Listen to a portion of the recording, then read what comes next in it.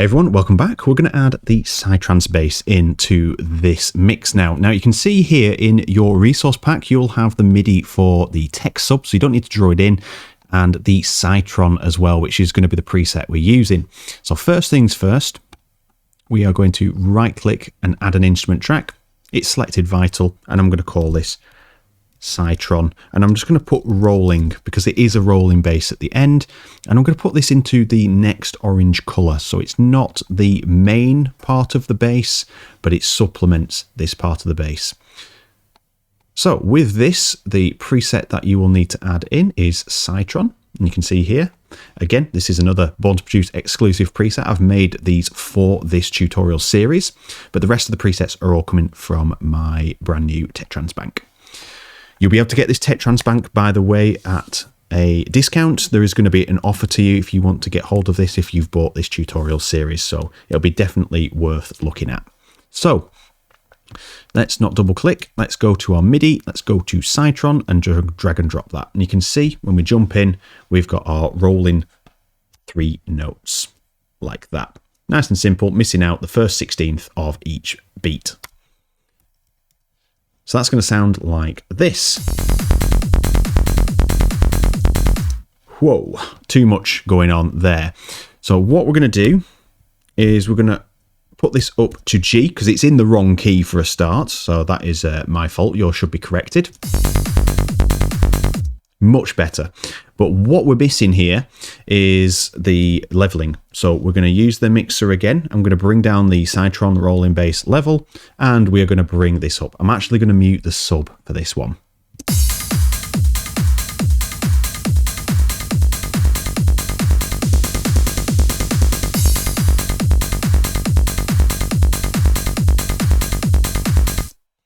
Now, the reason that I've muted the sub is because there's a lot of low end coming from the Cytron preset as well.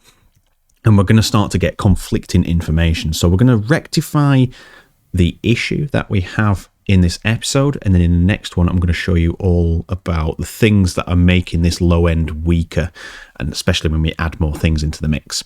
So first things first, with that rolling bass, I am going to glue them together. So we've got 4 bars. Let's do the same for the kick as well. There we are.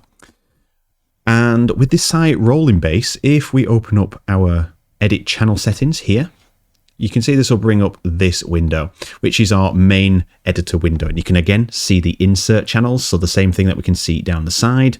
We can also see the mixer here at the top left. So there's plenty of places that we can access this, but this is probably the best window to show you. And if you look at this side bass, you can see there's a ton of low end, and that's what you want from a bass. You want loads of low end. But the problem is we've got our sub bass, and we've got all of the power in the sub bass. So we're going to set a pre-roll, and we're going to set a high pass. And if we click on the high pass control, you can see we can change the filter slope here. So whatever EQ you're using, just change your filter slope to 24 dB, so it's a little bit steeper. And we're going to roll out the fundamental of this Tech Trance side bass.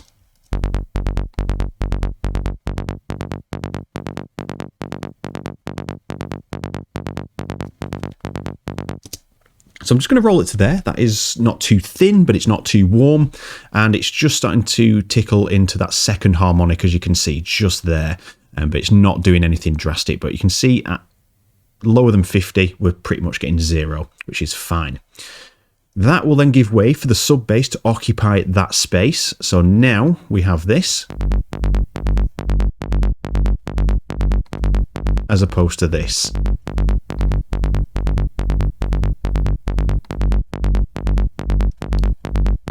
And we're going to rectify some of the tonality of this Tech Trance bass in a few episodes' time. But we can see here now that if we add all of this together, suddenly that Cytron bass doesn't sound as thin. And just to sort of ease off the monotony of this, let's just loop this section because we don't want the snare and the crash always happening.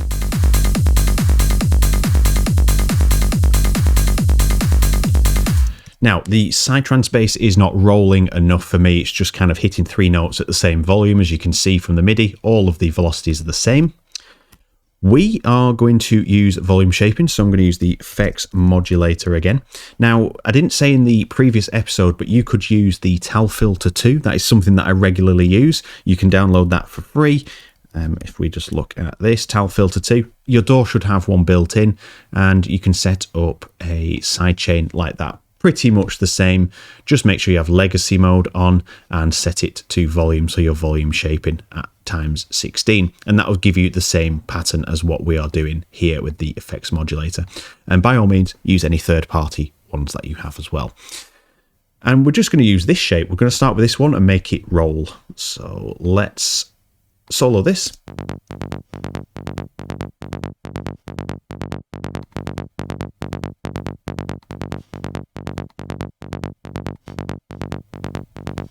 And I think we've got it there. Let's chuck that in.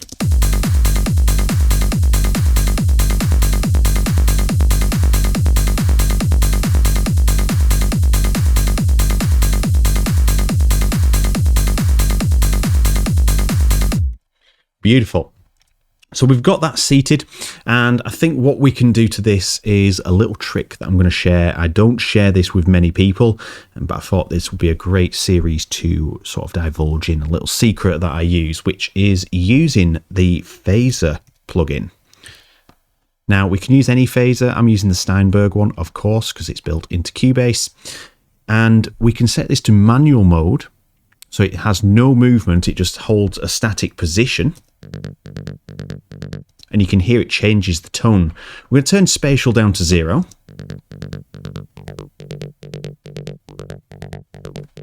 I'm going to turn the mix up to full. And I'm going to turn the high filter down. In fact, we'll turn it up.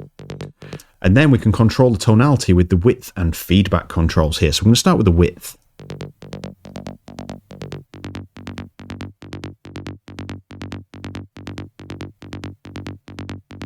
So this is adding a little bit of a bouncy, sort of bouncy ball type rubbery sound to it. That's the best way to describe it.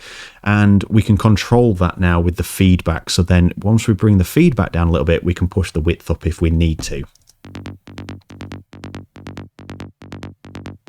So you can hear how that drops now.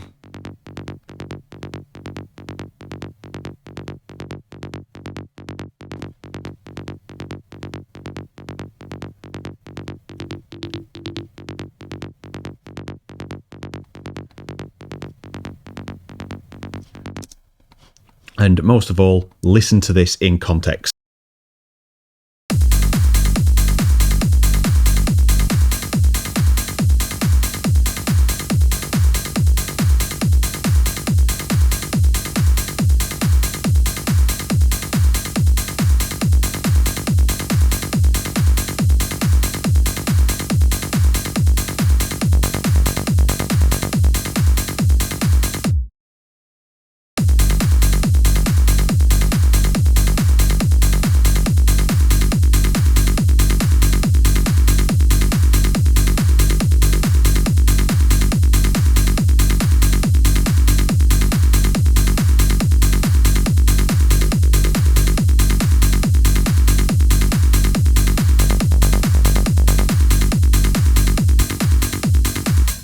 So with that, you can see how I'm shaping the sound using that phaser control.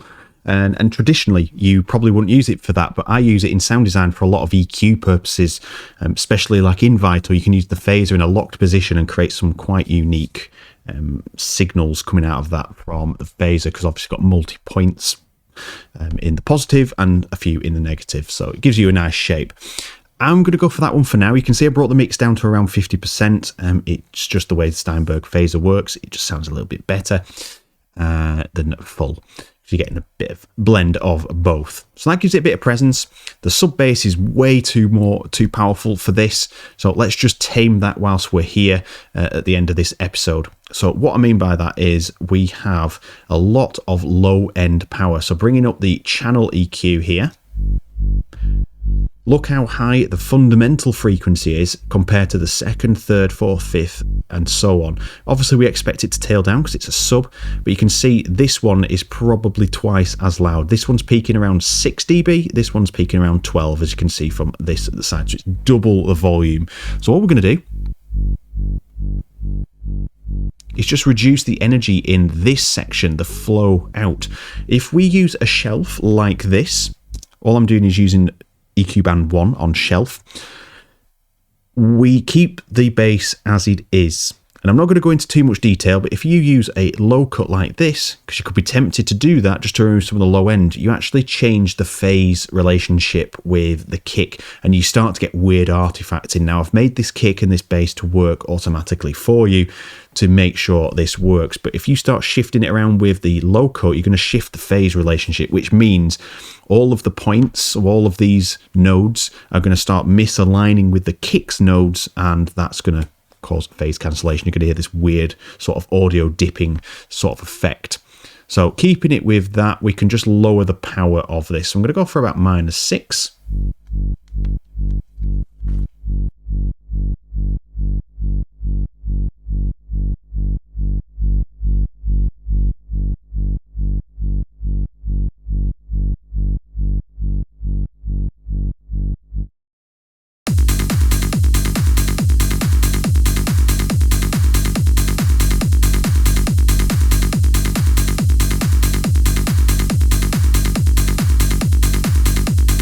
And you can see from that, reducing that by around -5-ish on there. So if we look here, we've got 57 Hertz, we're at -5.3, and I've just upped the Q a little bit, so it just makes this a little bit steeper, this ramp. And you can see the energy is controlled, so we're not removing it, we're just bringing the level down. Always remember, EQ is a volume control. That's all it is.